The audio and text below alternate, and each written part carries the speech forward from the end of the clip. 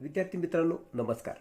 FYBSC computer science statistic paper second mathematical स्टॅटिस्टिक्समध्ये आज आपण ऑब्जेक्टिव्ह टाईप ऑफ क्वेश्चन्स बघतो आहोत. नंबर 1 बघा.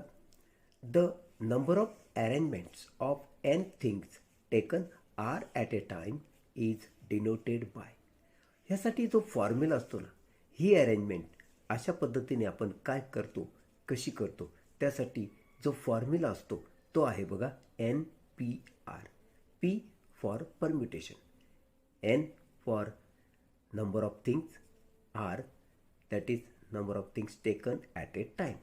म्हणून NPR हे त्याचं उत्तर असणार. हा फॉर्म्युला आहे, हे लक्षात ठेवायचं. नेक्स्ट सेकंड बघा. The value of NC0 is dash dash. ह्या 4 ऑप्शनपैकी आम्ही NC0 ची किंमत आम्हाला लक्षात राहायला पाहिजे. आता मी इथं सोडून दाखवतो, पण इथून पुढं लक्षात ठेवायचं. इथं काही जरी असलं तर इथं जर 0 असेल तर त्याची किंमत 1 असते, हे लक्षात ठेवायचं. म्हणून हे सोडवलं कसं बघा.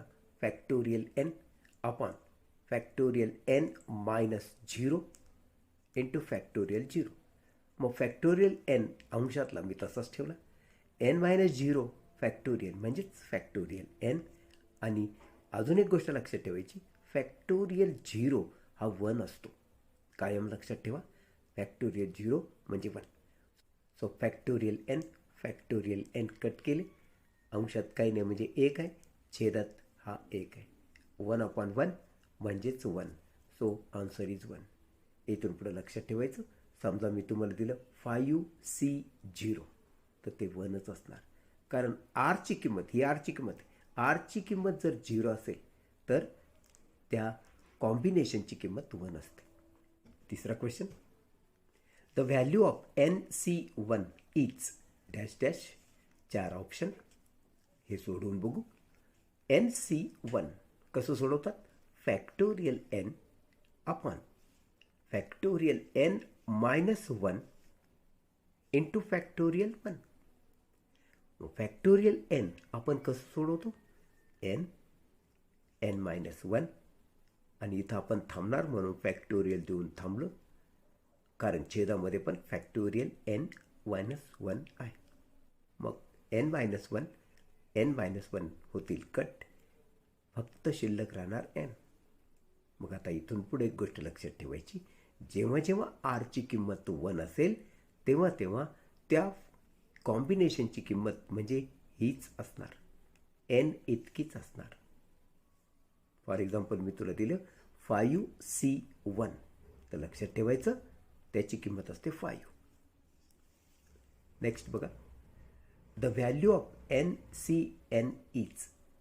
आता R आणि N यांच्या किमती सारख्या असणाऱ्या कॉम्बिनेशनची किंमत काय असते, हे 4 ऑप्शन आपण सोडून बघू. NCN कॉम्बिनेशनच्या नियमानुसार फॅक्टोरियल N अंशात येणार, तर छेदामध्ये N मायनस N चं फॅक्टोरियल असणार इंटू हा फॅक्टोरियल असणार.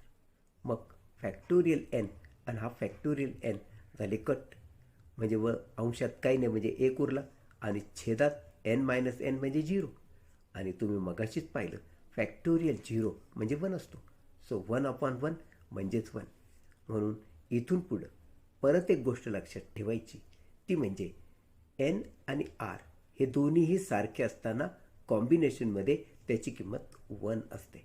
फॉर एक्झाम्पल 5C5 तर लगेच लक्षात ठेवायचं त्याची किंमत 1 असते.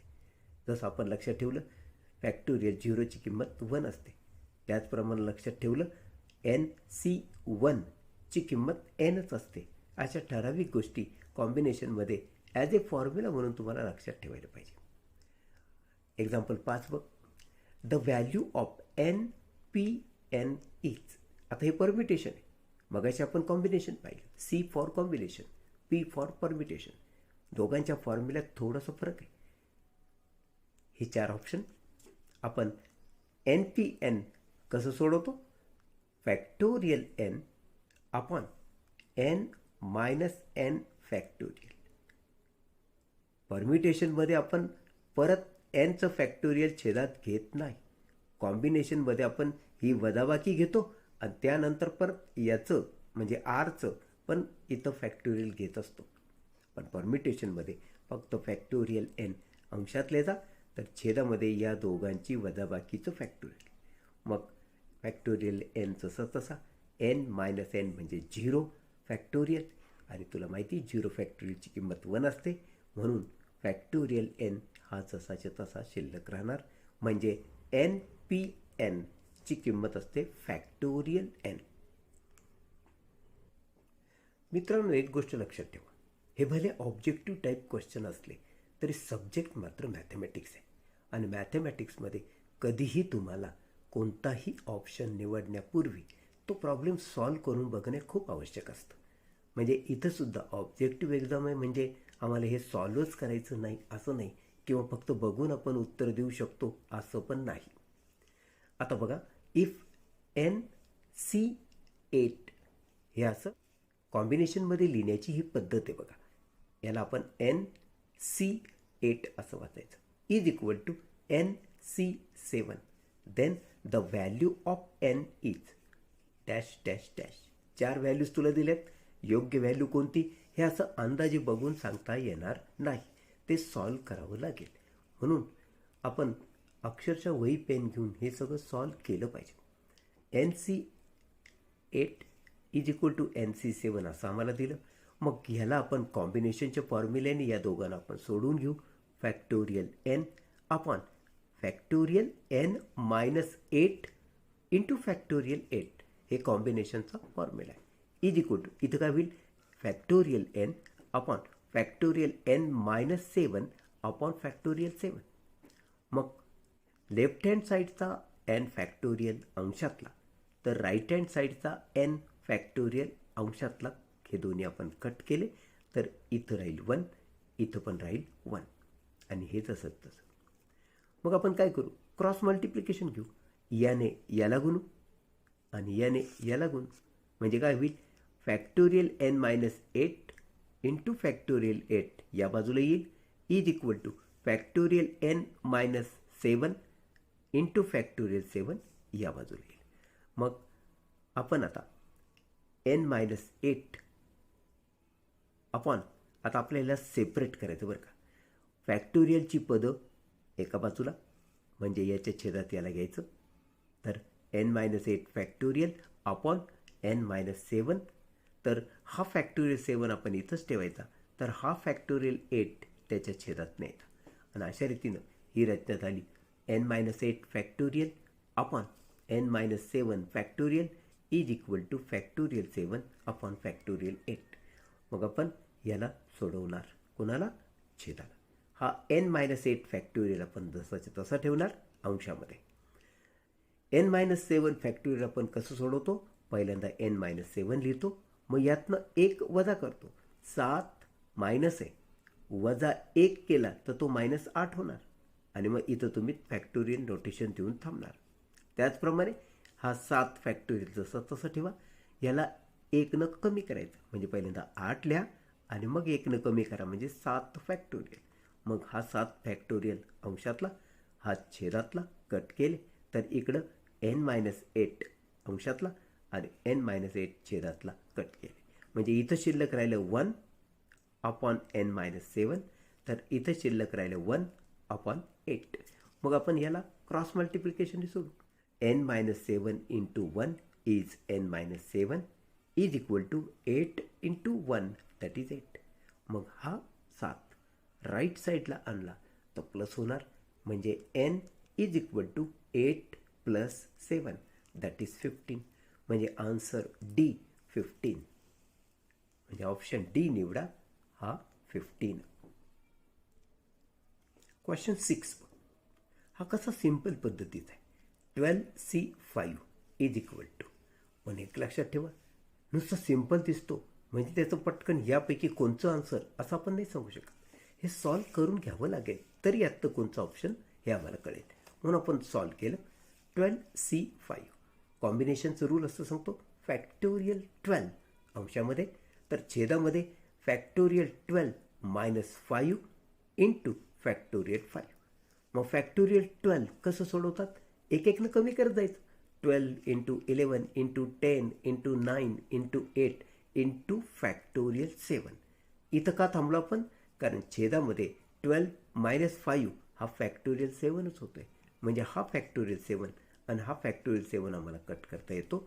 शिवाय आता हे जे बाकी आहेत याने अंशाला आपण भागणार आहोत. फॉर एक्झाम्पल 5 2 जा 10 म्हणून इथं मी 2 लिहिलं, तर हा 2 आणि हा 2 परत कट करून टाकला.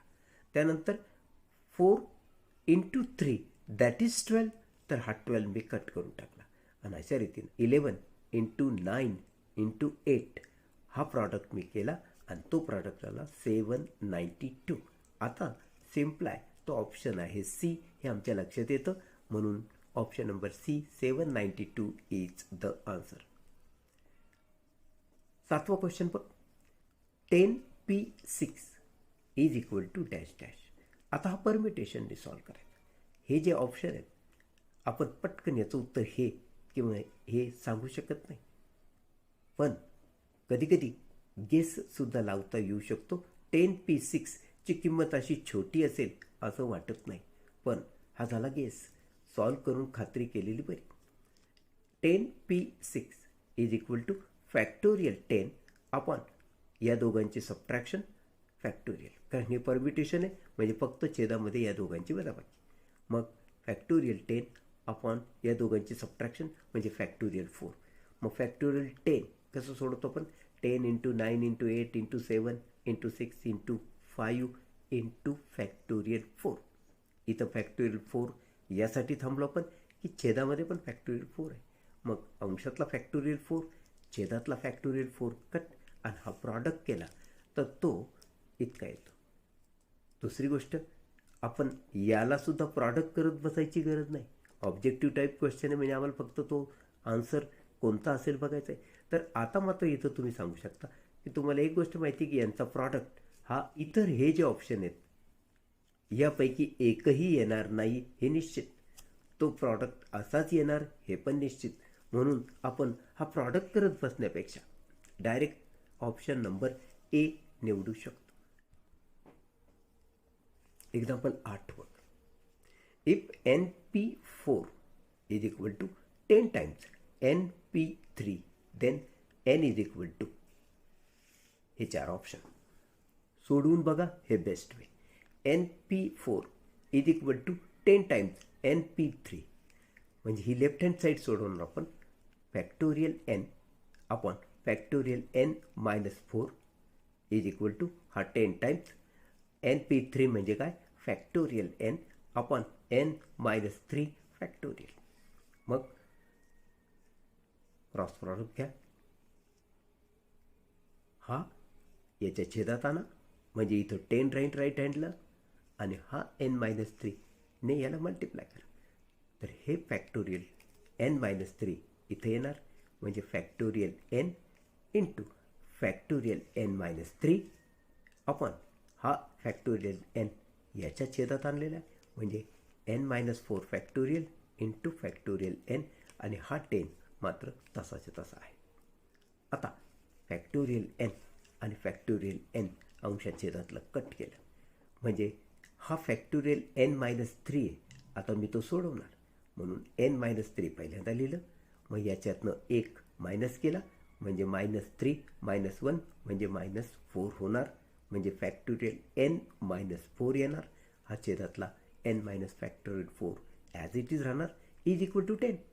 मग n minus 4 n minus 4 cut केले तर n minus 3 is equal to 10. In this way, if you take this 3 to right side, it will become positive. 10 plus 3, that is 13. So answer is C, 13. Example number 9. If 15p r minus 1 is to 16p r minus 2 is equal to 3 is to 4. Then find value of r. Out of these 4 options, which one is correct? It is not easy to say. याच्याकडे बघून तर चांगलं कठीण आहे. म्हणजे solve करणं हा best way. म्हणून असं सॉल्व करण्याचा सराव ठेवा. मग 15p आर मायनस वन कसं लिहिणार तुम्ही? फॅक्टोरियल 15 अपॉन या दोघांची वजाबाकी असते म्हणजे 15 मायनस आर आणि हे मायनस मायनस प्लस 1 आणि मग फॅक्टोरियल. तर हे जाणार छेदात, हे इज टू याचा अर्थ छेदात लिहायचं आहे म्हणून आपण डिनॉमिनेटरमध्ये काय लिहिणार? Factorial 16 upon 16 minus r minus minus plus 2 factorial is equal to 3:4 that means 3/4. मग या इथं अंशातला हा फॅक्टोरियल 15 ॲज इट इज राहणार आणि हे 15 प्लस 1 आहे म्हणजे 16 आणि हा आर जसाच्या तसा. तर इथं हा 16 छेदात जाणार आहे आणि हे अंशात येणार आहे 16 plus 2 that is 18 minus r आणि मग फॅक्टोरियल. तर ही जी रचना आहे ही याच्या छेदात असल्यामुळं आपण इन्व्हर्सली मल्टिप्लाय करत असतो म्हणजे हे अंशात आणतो तर हे छेदात लिहितो. ही रचना फक्त लक्षात ठेवा. मग आता फॅक्टोरियल 15 तसाच ठेवूया. हा 18 मायनस आर फॅक्टोरियल आपण सॉल्व करू कारण एक एकनं कमी करायचा असतो म्हणून 18 मायनस आर लिहिलं मी. मग एकनं कमी केलं तर हे 17 होणार 17 मायनस आर.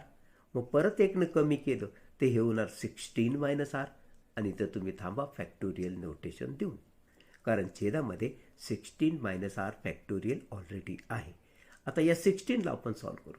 16 इंटू एकनं कमी केलं म्हणजे फॅक्टोरियल 15.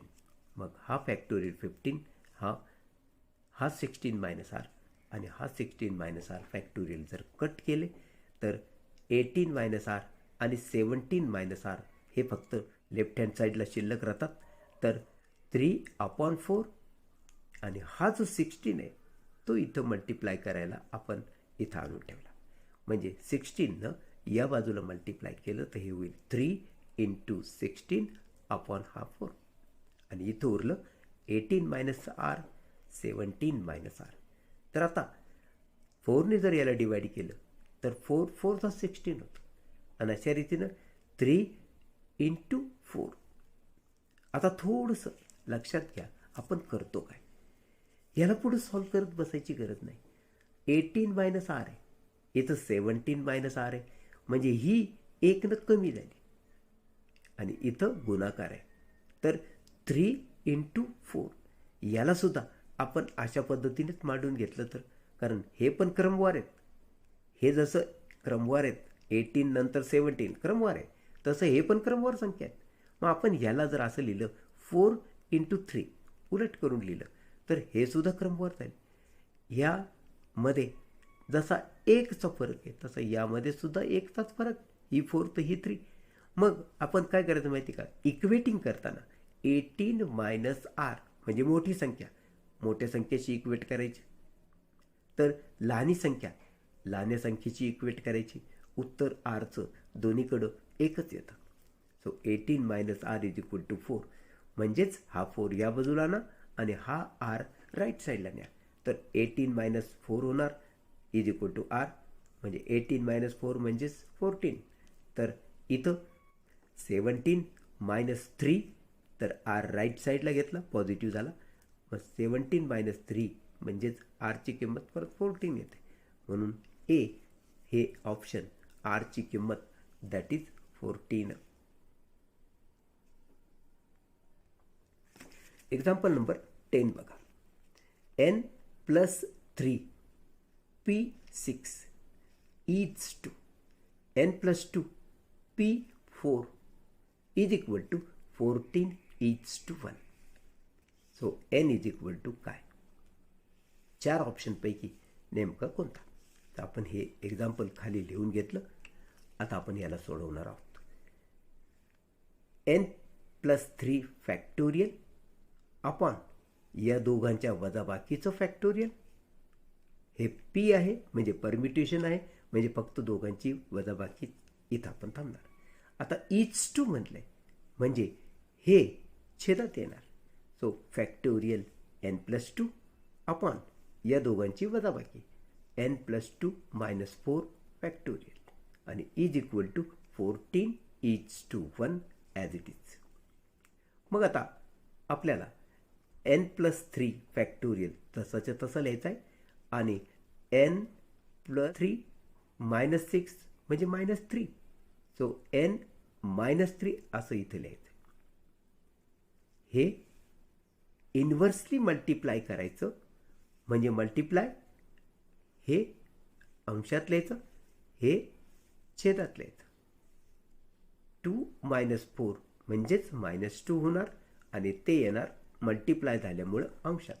तर एन प्लस 2 राहणार छेदात आणि is equal to 14/1 as it is. मग आपण काय केलं माहिती का, एन प्लस 3 फॅक्टोरियल सोडवला. तर आपण एन प्लस 3 तसं लिहिणार, एक न कमी घेणार म्हणजे इंटू एन प्लस 2 आणि मग फॅक्टोरियल नोटेशन देणार. तर एन मायनस 2 हे फॅक्टोरियल नोटेशन जर सोडवलं तर n minus 2 as it is राहणार आणि एक न कमी करा म्हणजे -2 -1 म्हणजे -3 फॅक्टोरियल होणार म्हणजे एन मायनस 3 फॅक्टोरियल येणार आणि छेदामध्ये हे दोघं ॲज इट इज राहणार आणि इज इक्वल टू 14/1 हे पण ॲज इट इज राहणार. मग n minus 3 factorial n minus 3 factorial cut करा, एन प्लस 2 फॅक्टोरियल कट म्हणजे एन प्लस 3 आणि एन मायनस 2 हे दोघं शिल्लक आहेत आणि इज इक्वल टू 14. आता मात्र आम्हाला 14ची अशी क्रमवार फोड करता येणार नाही, त्यामुळे आपण काय करणार, सरळ हे क्वाड्रॅटिक इक्वेशन सॉल्व्ह करणार. N into n n square, n into 3 मग 2 ने मल्टिप्लाय करा, -2n -2 3 6 इज इक्वल टू 14 म्हणजे एन स्क्वेअर 3n मधून 2n गेले खाली उरला n -6 आणि हा 14 सुद्धा मी या बाजूला आणला, तो मायनस झाला, इकडं काय नाही उरला, इज इक्वल टू 0. अशा रीतीनं एन स्क्वेअर प्लस एन -20 हे क्वाड्रॅटिक इक्वेशन मिळालं. 5 4 जा 20 होत असतं, 5 -4 1 येत असतो आणि अशा रीतीने n square plus 5n -4n -20 is equal to 0 असं मी फॅक्टराईज केलं. मग यातनं एन कॉमन म्हणजे एन प्लस 5 दोनदा उरला होता म्हणून एकदा लिहिला आणि एकदा एन -4 लिहिला. अशा रीतीनं हे दोन ब्रॅकेट इक्वल टू 0 केले तर n plus 5 is equal to 0 येणार म्हणजे ते n is equal to -5. N -4 is equal to 0 घेतलं तर एन इज इक्वल टू +4. आता ह्या एनच्या दोन व्हॅल्यू आल्या, यातली कोणती निवडायची, तर निगेटिव्ह व्हॅल्यू आम्हाला नको. एन कधी पण परम्युटेशन आणि कॉम्बिनेशनमध्ये निगेटिव्ह नसतो म्हणून -5 ही एनची व्हॅल्यू होऊ शकत नाही म्हणून एन इज इक्वल टू 4 आणि अशा रीतीनं ऑप्शन बी 4 आपण निवडलं. एक्झाम्पल 11 पण, the total number of permutations of the letters of the word Indian are dash dash dash. आम्हाला याचं परम्युटेशन विचारलेलं आहे म्हणजे हे अक्षर तुम्ही इंडियन 1 2 3 4 5 6 अक्षर आलटून पालटून किती वर्ड आपण बनवू शकतो. मग ऑप्शन जे तुला 4 दिलेत त्यापैकी निवडायचं कसं तर ते बघ.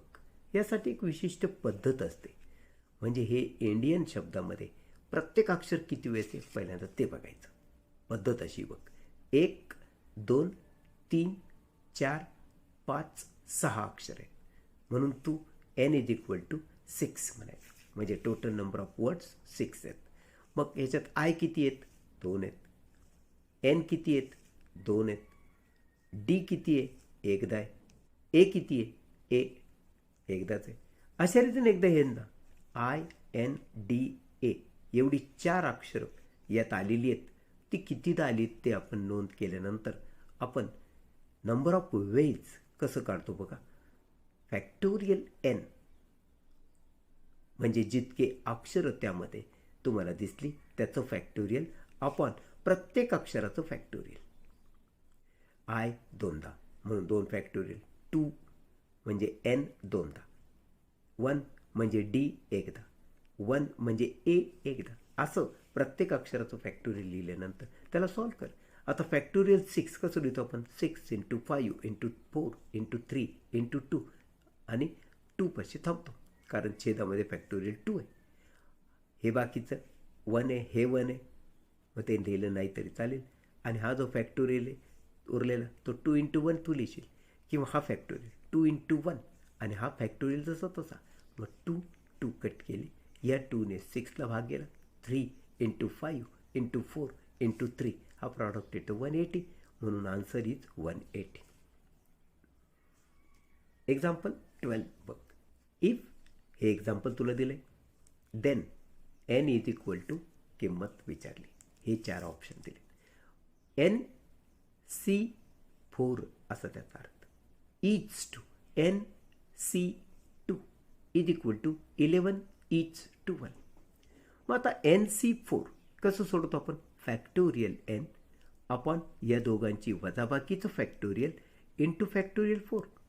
आता हे याला भागिले लिहिणार आणि जे भागिले ते इनव्हर्सली मल्टिप्लाय करणार, म्हणून मी डायरेक्ट हेच इनव्हर्सली मल्टिप्लाय करून लिहिले बघा. म्हणजे n-2चं फॅक्टोरियल छेदात असणार आहे ते मी लिहिलं अंशात, इंटू फॅक्टोरियल 2, आणि हा फॅक्टोरियल n अंशात असणार होता तो मी लिहिला छेदात.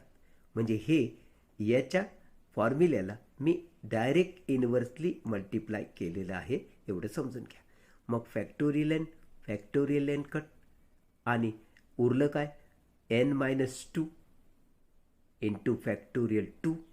तर मी या n-2ला इथं सोडवलं आहे. हा n-2, त्यानंतर 1नं कमी कर म्हणजे n-3, मग परत 1नं कमी कर म्हणजे n-4.